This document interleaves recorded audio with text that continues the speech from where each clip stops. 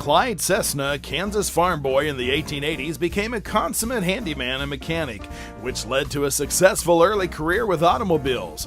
First as a mechanic, then as super salesman. With $7,500 he'd saved by 1911, he dove into a fascination with airplanes and flew his first plane without any formal training.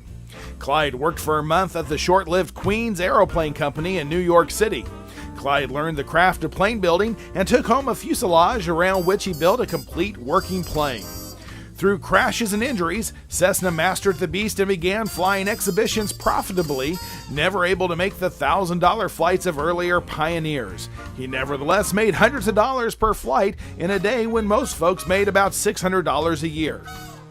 Every year, he built an improved version of the previous year's plane. By 1916, he was invited to build his personal show planes in a Wichita auto factory for publicity, where he crafted his national record-setting 124-mile-per-hour Comet. When the U.S. entered World War I in 1917, the government canceled all flying exhibitions and races and ignored Cessna's offer to build trainers and train pilots for the war, so Clyde returned to farming. In Wichita, Kansas in 1914, the discovery of oil under the surrounding countryside led to a local oil boom and Wichita suddenly became rich. Local entrepreneurs were able to start investing in aircraft. When the war did come, they eventually saw the need for aircraft and did start to pour huge amounts of money into the aircraft industry. In 1917, the first plane, the Cessna Comet, was manufactured in Wichita. 43 Swallows, the first airplanes made specifically for production, were built in Wichita between 1920 and 1923. This industry, coinciding with Wichita as a test center for new aviation, established Wichita as the air capital.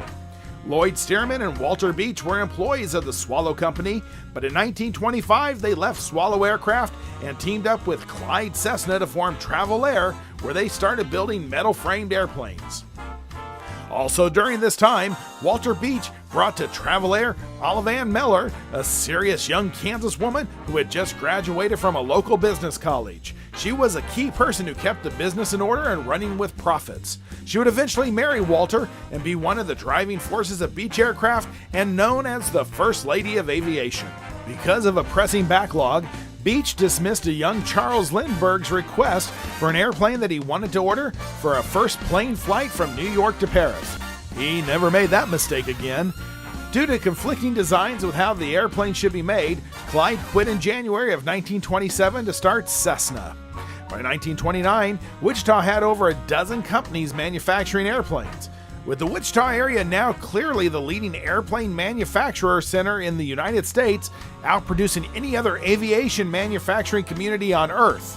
In 1932, Walter and his wife Olive Ann would open Beech Aircraft. In 1936, Dwayne Wallace took over Cessna, preserving his uncle's name, and built it into the colossus of general aviation.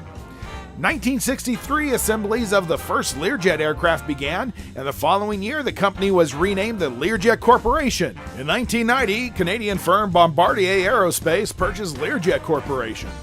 More than 40% of the world's general aviation aircraft are made in Wichita. The Aeronautical Chamber of Commerce of the U.S. named Wichita the Air Capital, a title the city would now be known as.